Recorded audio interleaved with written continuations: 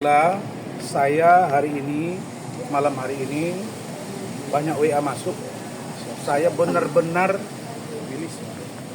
dijinakkan oleh pawang. Pak Ketua Umum, Pak Zeprin Boykanu, Pak Sekjen, Pak Ade Dermawan. Saya dengan Pak Lecu ini kan, kami diminta untuk mengontrol dan bicara. 10 tahun saya beracara, baru kali ini saya begitu soft. Dan alhamdulillah semua terangkai dengan baik. Nah, itu satu. Tanggal 20 saya dengan Adinda Firdaus saya terutama terdakwa akan datang dengan baik-baik, tidak ada kerusuhan. Dan kalau ada yang mengganggu jalannya sidang dan atau membuat kekacauan, tangkap. Kan begitu Pak Ketum ya. Dan saya terima kasih Ketua Umum DPN Pradi dan tim. Berdasarkan sidang etik kemarin ada Pak Sekjen, ada Pak Irjen Pol Pak Anjar, ada Pak Silvester, dan ada juga dari Ketua Banten, Pak Hendra juga diperintahkan untuk memantau jalannya sidang. 2 orang diutus. Dari MK juga saya dengar, dari KY juga saya dengar turun beberapa media live, dan kami insya Allah akan mengungkap apa yang kami punya. Saya tetap berharap persidangan ini live dan terbuka untuk umum. Dan ini saya pastikan tidak ada yang namanya video porno. Ya Bu Ida ya, sini Bu Ida. Sini. Tidak ada yang namanya video porno. Tidak ada foto-foto yang bugil. Kita hanya akan membuktikan bahwa satu, saya tidak melakukan yang namanya pencemaran. Berdasarkan apa? Berdasarkan apa yang saya punya. Kita mau uji itu. Nah, perkara ada sesuatu yang berbeda, nanti akan dilihat. Foto yang tampil pun sudah diblur. Itu sudah diposisikan dengan baik oleh Ketua Tim, Bung Lecu, kemudian Sekretaris Tim, Saudara Rahmat. Saya kira itu posisinya. Nah, terkait dengan bagaimana di sidang ke depannya, itu Pak Ketum. Silakan Pak Ketum. Iya. Seperti apa nih untuk sidang ke depannya? Karena kan kemarin sempat dikatakan bahwa Bang Rasman harus meminta maaf juga nih Pak. Ya, di ruang sidang juga. Ini seperti apa nih Bapak? Sudah ada niatan untuk besok sendiri? Ya, supaya teman-teman tahu bahwa setelah ada liburan sidang kode etik, kita sudah perintahkan kepada Bang Rasman untuk melakukan, dan beliau sudah lakukan bersama Pak Lecu. Saya kira permintaan maaf sudah dilakukan, proses yang kita minta sudah dilakukan, tinggal kita tunggu respon dari Mahkamah Agung maupun Ambon maupun Banten ya. Nah, khusus tanggal 20 ini kita sudah perintahkan juga kepada perwakilan DPN Pribadi 1 akan hadir untuk mengawasi, melihat kondisi yang ada di lapangan, di persidangan. Kita perintahkan bahwa tidak boleh ada yang macam-macam, hanya satu macam, yaitu tertib. Saya sudah minta kepada Bang Rasman sama tim hukumnya supaya tertib sesuai dengan prosedur persidangan. Menunjukkan bahwa sidang kode etik itu berfungsi dengan baik.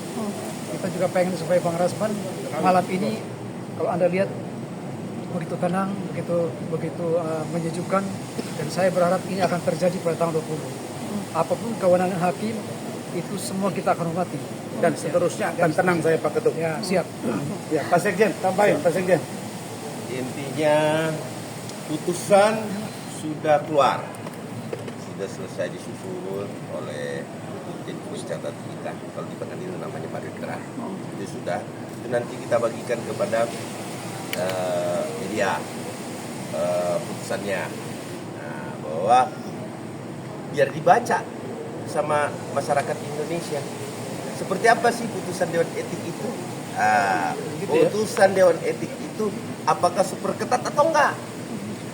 Jadi enggak boleh kita memecat dengan cara-cara yang, mohon maaf, saya tidak berhak mengomentari organisasi lain dengan organisasi yang lain, advokat yang lain ataupun advokat yang lain. Kenapa? Seperti kata Bang Oto, mengomentari seorang yang namanya rekan sejawat bahwa dia melanggar etik, itu adalah pelanggaran etik. Iya. Ya, jadi seperti apa super ketatnya? Silahkan dibaca nanti di putusan. Itulah tata cara pemeriksaan yang kita lakukan. Bahwa memang harus dijatuhkan hukuman baik secara media maupun tertulis.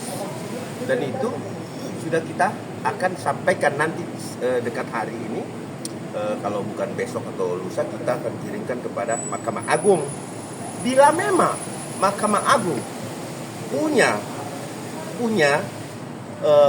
pendapat lain dalam penetapan itu, maka dia boleh mengkoreksi putusan Dewan Kehormatan, kemudian diproses lagi di peradilan etik yang ditunjuk oleh Mahkamah Agung, seperti di Belanda. Pemecatan seorang advokat di Belanda itu super ketat.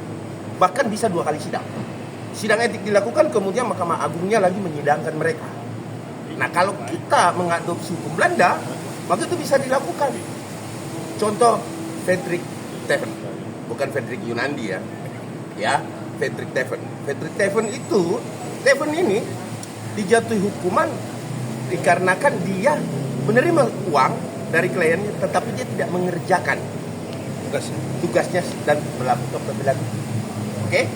Nah, kemudian dia diajukan oleh kliennya, dilaporkan, kemudian disidangkan etik, dan setelah sidang etik itu dilakukan, untuk menguji itu bahwa di situ rekomendasi pemecatan, tetapi tidak semerta-merta basnya atau sumpahnya itu dicabut oleh Mahkamah Agung pada saat itu. Mahkamah Agung bersikup tegang bahwa tunggu dulu, masuk dulu tuh Dewan Etik. Nah, masuklah Dewan Etik ini suratnya kepada Mahkamah Agung. Nah, di Mahkamah Agung diuji lagi, disidangkan lagi dia untuk dibuktikan lagi pelanggarannya. Itu yang terjadi. Hierarkinya seperti itu. Nah, tidak sangat super ketat sama dengan penerimaannya. Pradi Bersatu itu mengadopsi Undang-Undang 18 tata caranya. Jadi tidak mudah menjadi advokat di Pradi Bersatu. Karena saya sendiri yang memberikan juga soal multiple choice-nya. Itu tidak gampang. Saya memang bikinnya memang agak sulit. Ya, pasti sulit, bukan sulit lagi, pasti sulit. Itu saya merancang. Jadi tidak mudah juga kita mencetak advokat. Bahwa begitu dia masuk, dia PKPA, terus upahnya gampang lulus. Di Pradi Bersatu cukup ketat. Dan pemecatan pun seperti itu.